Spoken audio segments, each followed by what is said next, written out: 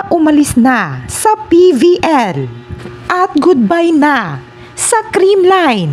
Pinaasa lang ang karamihan at ang nakakaawang sitwasyon ng mga PVL players. Mga players na walang team sa PVL.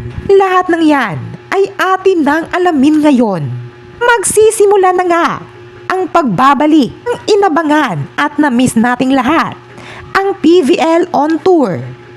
At sa kanilang pagbabalik ay siya namang umalis na sa PVL. Ang mga PVL players, una nga sa umalis ay si Tia Andaya ng Chocomucho Flying Titans. Hindi man niya sinabi, ngunit atin namang masasabi na ang dahilan ng kanyang pag-alis ay wala siyang playing time sa Chocomucho. Kaya't pinili na lamang niyang lumisan at bumalik sa Amerika dahil nagkadarapan na sa dami ng setter ngayon sa Chocomucho na para bang gusto nilang makuha ang Best Setter Award. Huy, charis. At pangalawa sa umalis na rin ay si Jem Ferrer na isa ring setter ng Chocomucho. Nakakalungkot na umalis na siya sa PVL na wala man lang gintong medalya na napanalunan na isa pa namang tinaguriang legendary setter. Kaya't napagdesisyonan na niyang mag-retired na sa PVL. At pangatlo, sa aalis sa PVL ay si Thea Gagate. Ngunit pansamantala muna ito dahil igagrab niya ang opportunity na makapaglaro sa ibang bansa at hoping sa kanyang pagbabalik ay hindi na petchay ang kanyang paluan. At kung may aalis man ay syempre meron ding babalik, uy. Of course, but this time with a plot twist dahil goodbye pa din pala sa Creamline ang tinaguriang magic bunot na si Risa Sato matapos kinumpirma na palihim pala itong lumipat sa Akari Chargers na hindi inasahan ang kanyang nakakagulat na desisyon dahil last time lang sinuportahan pa niya ang Creamline.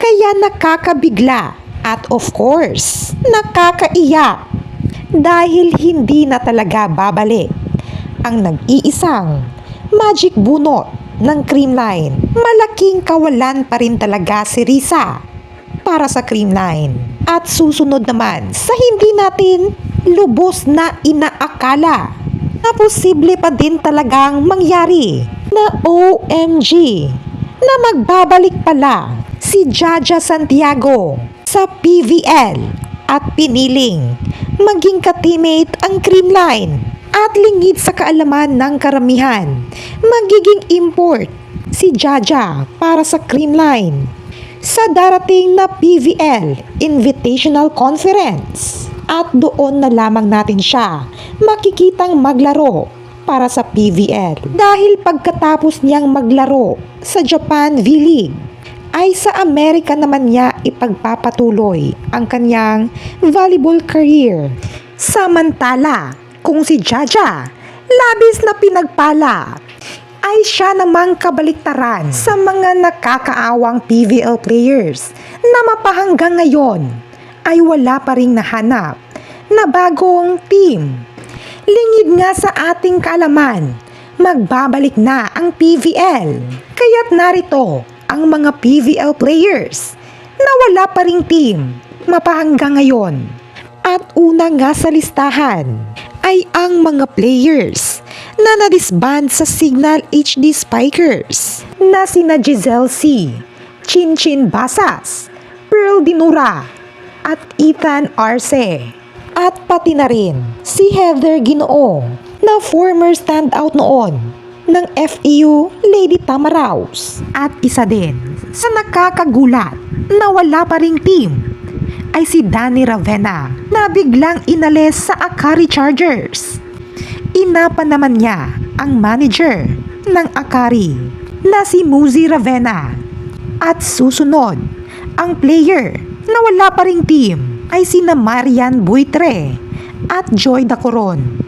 Pagkatapos nga ng nakakalungkot na pagkadisband ng Petrogas ay bigla na rin silang nawala na parang bula sa PVL. At ang mas nakakalungkot pang pangyayari sa lahat ng ito na mapahanggang ngayon at hindi pa rin maintindihan ng karamihan na si Joe Maraginot ay wala pa ring nahanap na team sa PVL. Sobrang nakakaawa naman na unahan pa siya ng kanyang kapatid na setter na si Jaja Maraginot at napadpad nga ito sa Capital One. Marami pa namang nasasayangan kay Joanna Maraginot dahil maikukonsiderang star player at pinakasikat na player noon dahil sa kanyang pangmalakasang palo at marami pa ring umaasa na makakabalik pa rin siya at naway sa kanyang pagbabalik ay magbabalik na rin